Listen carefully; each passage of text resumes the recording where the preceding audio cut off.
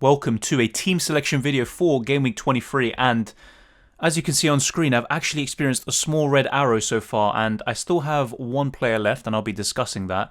And then obviously I'll talk about Game Week 23 and my thoughts going into that. Once again, the team selection headache and all of that jazz. But I'm getting used to that now with having 8 attackers, and now with getting more defenders in of higher quality. It's just going to be a team selection headache every single week. I'm going to have points on my bench, but still, I still like my week, you know.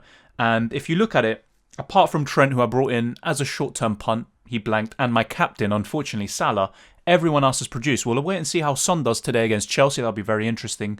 But with the news that Kane is coming back soon, I'm definitely not thinking of selling Son anytime soon. However, if Spurs still look poor, you know, in the West Brom game, and even when Kane comes back, then it's something worth considering. But at the moment, a lot of people talking about getting rid of Son and stuff like that. For me, with that West Brom fixture coming ahead, which obviously I'll be discussing very soon, I just can't bring myself to do it. But very happy with this week so far, despite the red arrow. I'm around 200k in the world. And yeah, Martinez, I have to say, he's very lucky to get a bonus point, because if you see the saves he should have made from Lingard's shots, I mean, it's just poor from him. So Martinez, I don't think he really had a good game, if I'm being honest. And as for the rest, so Trent Alexander-Arnold, very disappointing. But then again, to be fair, he was creating chances. There was one he created for Salah, who, if he found the back of the net, that's points for both of them, and I'd be laughing and probably seeing a green arrow. But it just didn't happen for him. And to be honest, I saw his record against Brighton. I was pretty impressed with Brighton against, you know, Tottenham and in the last few games where they're keeping clean sheets. But yeah, they're a tough opponent, and definitely in hindsight, with how good their defensive stats were, and it's something I did mention in my last few videos, but I was still confident with Salah. Unfortunately, it didn't happen with him. But Cancelo and Stones getting the points once again, and Cancelo came off early. So yeah, fair enough. I mean, you'd expect them to play against Liverpool, and a lot of people will be having double City, and some of them will be playing one City defender against Liverpool. Some will be playing both of them. Some people might bench both of them, which I probably wouldn't do, but we'll get into that in a bit. As for Grealish, once again, really, really good. Got the assist for Watkins' goal. And to be honest, apart from that, pretty quiet, you know, compared to how Grealish usually is. But West Ham were the much better side. They had around 20 shots in the whole game. So yeah, West Ham were the, you know, comprehensive victors on the night. And Bruno Fernandes, I said he was due a haul. I didn't expect 17 points, and there was a point when United were 4-0 up or whatever, Bruno wasn't involved. I tweeted out he's useless, and the reverse jinx worked. And I'll be honest, it was an attempt to reverse jinx that was successful. Unfortunately, didn't happen with Salah, but Bruno. You know what it actually reminds me of? When Leicester beat Southampton last year 9-0, and I brought Vardy in for a -4, and I remember it was around 4-0. Vardy didn't have a sniff of a chance, and then he gets a hat-trick at the end and he gets 20 points. Very similar to Bruno Fernandes. Like, it's seriously, it's just the difference, or should I say the similarity, is just striking. But yeah, happy with Bruno, but once again my vice-captain's outscoring my captain, and I need to obviously get that right, obviously, otherwise I'm going to keep experiencing red arrows. And as for Son, we'll wait and see how he does, but yeah, I think he could do something, but Chelsea's going to be a very tough game. Calvert-Lewin finally came good. Very happy with him. Got the bonus points, but some of his finishing was actually so poor. But thank God, you know, a chance came to him with his head, which he's very good at, and he scored. And as for Bamford, I was cussing him when I saw Rafinha scored. I was saying, this guy, like, Bamford gets 15 points on my bench, but when I play him, he just he doesn't know how to, you know, strike a ball. But in the end, he did get the assist, so happy with that. I'll take that. And speaking of assists, Antonio gets 2 of them against Aston Villa. So in the end, in terms of my bench, I did get most of it right. I had Sufa on my bench, although I pretty much could have just played him and not got in Arnold. United defenders is where it was at this week. Gündogan, though, 8 points. So in the end, you know, I was talking about, should I bench Antonio, Calvert-Lewin, Bamford, or Son? Maybe Son was the one who should have been benched. We'll have to wait and see what happens later on. But then also Salah. I mean, who would have thought? And Gündogan, still looking good, even with Jesus up front. He was man of the match, in my opinion, Gündogan. And to be honest, they should have had a penalty. And if he did, I would be crying right now, because Gündogan would be looking at what? maybe 15 or 14 plus points. So yeah, thank God he didn't get the penalty. But this is what I mean. I can't bring myself to bench any of these players, but I have to. Unfortunately, I have to. And that's now 23 points from 2 players in 2 weeks because of my decisions in terms of the bench. So very frustrating. But overall, I mean, my whole team, let's see how Son does, but only 2 blanks really. Everyone else did deliver.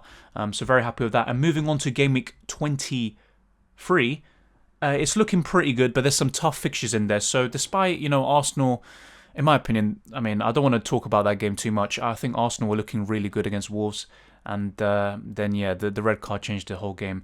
And then as for Martinez, I mean, Villa have been very, very poor recently defensively. And I was talking about this, and that's why I wanted to play Antonio.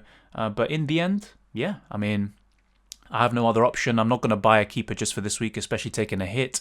And obviously, the first thing that will obviously strike you here is Wan-Bissaka is in for Trent Alexander-Arnold. Yeah, he didn't last long in my team, did he? But this is more of a long-term move.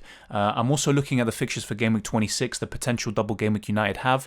And although they face Chelsea, they also could face Palace, depending on the FA Cup results. And obviously, we'll know more about how, the FA Cup impacts Game Week 29, and as a consequence, Game Week 26 by Game Week 24 or 25 after the next round of FA Cup fixtures. But Wan-Bissaka is likely to have a double game week, and even then, his fixtures after Everton are looking really, really good.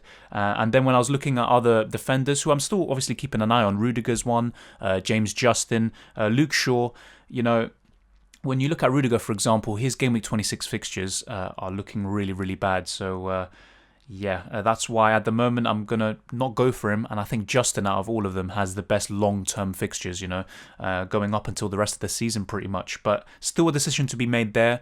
And I'm still going to get one of those defenders, most likely Rudiger or Justin. And I'm leaning towards Justin at the moment. But we'll have to wait and see. If Rudiger's nailed and he keeps getting bonus points and stuff like that, he's someone to, consider. He's 4.5 million after all.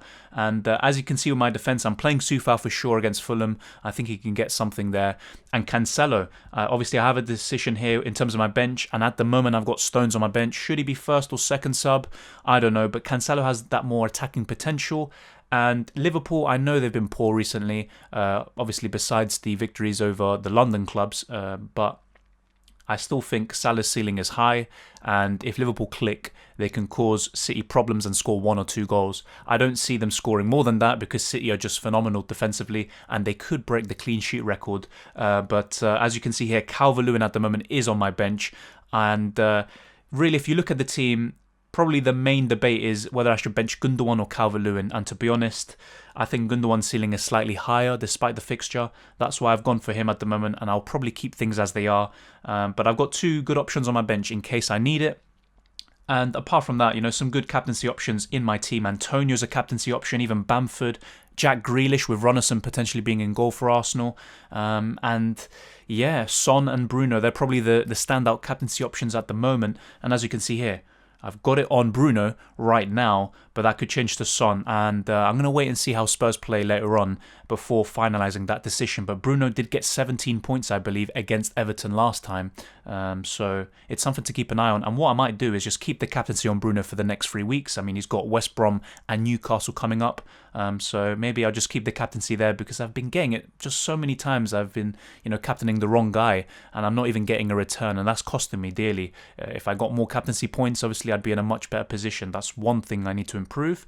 But Fernandes or Son for me, definitely one of them's going to be captain. There's no doubt about it, unless something happens like Son getting injured.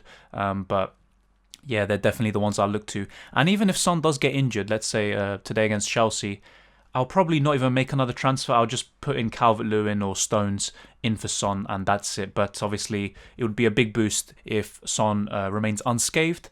And yeah, I've got plenty of good options there. Obviously, some, kind of clashes between some of my players. But overall, despite some of the tough fixtures on paper, very, very happy with this. And as I keep on saying, I'm keeping an eye on Game Week 26 also. That's why I didn't get Rudiger in, who probably over the next 2 has the best fixtures of any defender. But yeah, Wan-Bissaka is someone who has good long-term fixtures. And I think my next transfer, at the moment anyway, what I'm considering is doing Mitchell to Justin. But that doesn't mean it has to be done for Game Week 24 per se. It it will probably be, I don't know, by game week 25 or 26. I want to also make sure that Leicester have a double game week in 26, and that mainly depends on if they beat Brighton in the FA Cup. So that's very interesting. And speaking of Brighton, they're very, very impressive, keeping so many clean sheets. And Sanchez going under the radar at 4.4 million. And I mentioned him the other day, and he came good again. And if Brighton have a double game week, they could have West Brom and Newcastle in Game Week 26, and they've got good fixtures apart from that. So imagine having Sanchez for a bench boost in Game Week 26. It just looks so, so good. In terms of, who is likely to double game week from my team, it's all speculation at this point. But in terms of the ones who are unlikely, both of my West Ham players, Soufa and Antonio. So maybe for Game Week 26, a short-term punt could be Watkins in for Antonio. But even then, Antonio's a very good player. And if West Ham do have a double game week, they're tough fixtures. I mean, they got Man City anyway in that, and I don't really expect anything from the West Ham assets. But apart from that, most of my players should be having a double game week. Villa, it would be very, very surprising if Villa don't have a double game week in 26. But everyone else you see here, I think they should. Leeds are going to have a double game week most likely, but of course, we'll have to wait and see what happens. Everton, to be fair, they might not have one, but if they do, it could be a decent one for those of you who own Digne and Calvert-Lewin. And forget Mitchell, he doesn't even play. Otherwise, he'd be a good option for me, and I wouldn't even need to bring in Justin. But the fact that Mitchell has lost his spot pretty much, and he's a rotation risk, I think that's why most likely by game week 26, I'll have Justin in for Mitchell, and then maybe get one or two more double game week players if needed, and I can save my wild card for maybe after game week 29, but we'll have to wait and see. This is all just my ideas at the moment, but I'm keeping my options open, and hopefully that places me in good stead. But yeah, at the moment, Bruno Fernandes, his record against Everton is decent as well. Son did struggle against West Brom last time. That's why at the moment I'm going for Bruno, but let's see how Son does against Chelsea tonight. And still pretty happy with my team overall, but I need my differentials, and in this case, probably Wan-Bissaka is one to deliver, and that will really help me. And also my captaincy decision, it has to be right, seriously, because, I've just been getting so many wrong. I think I said I got 11 out of 21 returns before, obviously, Game Week 22, and now it's 11 out of 22. I've got 11 blanks from my captain this season. That is just poor. So I need to fix that up. And let me know what you think of my team. Who would you bench in my case? And who would you captain? I imagine most of you would be captaining Son, if not Bruno. But thank you for watching this video. If you enjoyed it, smash the like button and subscribe if you're new around here. I'll be doing a live stream on the Saturday, 1 hour before the deadline. So join me in for that. And hopefully Game Week 23 is even better, especially with the captaincy. But still, much happier with Game Week 22 than I was with Game Week 21. That was a complete disaster with Bamford on my bench. But once again, Gündogan losing his points out, and I think that did cost me in terms of my rank. But it is what it is. And I hope you all have a great week, and I hope you all do well, and I'll see you next time.